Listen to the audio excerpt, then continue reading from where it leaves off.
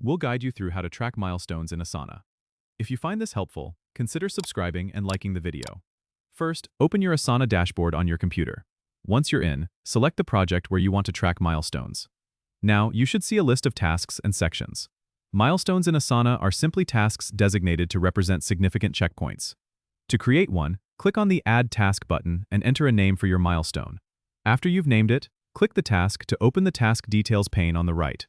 Look for the checkbox labeled Mark as Milestone and click it. This will change the task icon to a diamond shape, which visually distinguishes it as a milestone.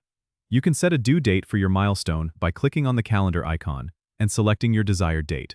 If you want to add more context or information to the milestone, you can use the description box to elaborate on what this milestone represents. You can also add collaborators by typing their names in the assignee field if you want them to be notified of this milestone. It's helpful to use comments to keep track of any discussions or updates related to the milestone.